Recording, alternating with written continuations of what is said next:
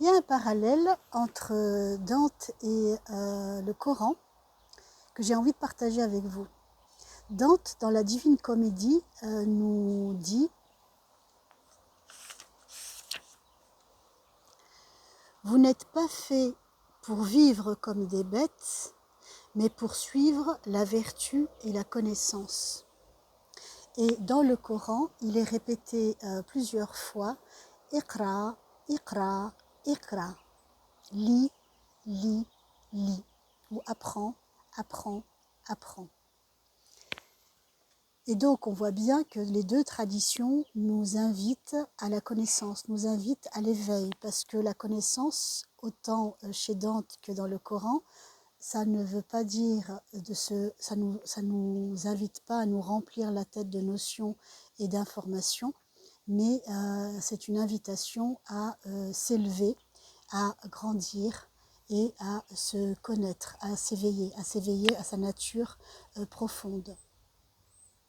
Et d'ailleurs, au Maroc, si dans les expressions idiomatiques, les expressions figées, on utilise le terme d'Allah quand on se réfère à ce mystère incommensurable, par exemple comme Inch'Allah ou Kul Shi fil yad d'Allah, c'est-à-dire Kul Shi fil yad d'Allah, tout est dans les mains, entre les mains de Allah. Et Inch'Allah, c'est si Allah le permet, si Allah le veut, par la volonté de Allah. C'est la volonté, la grande volonté dont parle Jésus-Christ, c'est-à-dire ce mystère qui est beaucoup plus grand que moi, qui me dépasse. Et dans la langue familière, dans la langue populaire, au Maroc en tout cas, quand on parle de ce mystère, on dit simplement Rabbi, Rabbi qui est Rabbi, Rabbi qui le rend beaucoup plus intime, beaucoup plus familier, alors que Allah c'est quelque chose de transcendantal, quelque chose de plus grand, qui est au-dessus de nous. Là avec Rabbi, on est proche, on est beaucoup plus proche. Et Rabbi, ça veut dire celui qui élève, celui qui éduque, celui qui fait grandir. Le verbe Rabbi, c'est vraiment éduquer, élever, etc.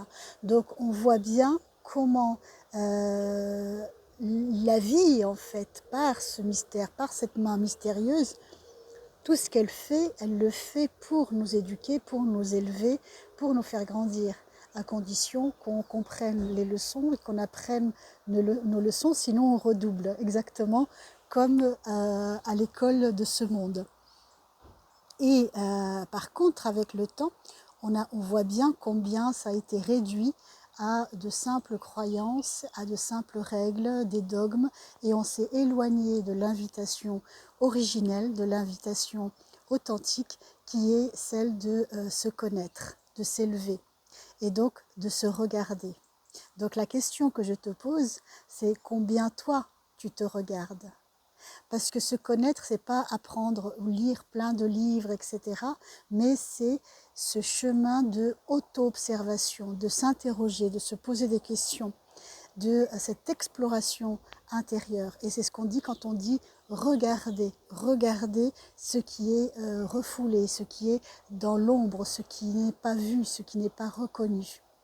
Et donc c'est tout ça, c'est ce travail-là que je vous propose le 19 avril lors de l'atelier pratique.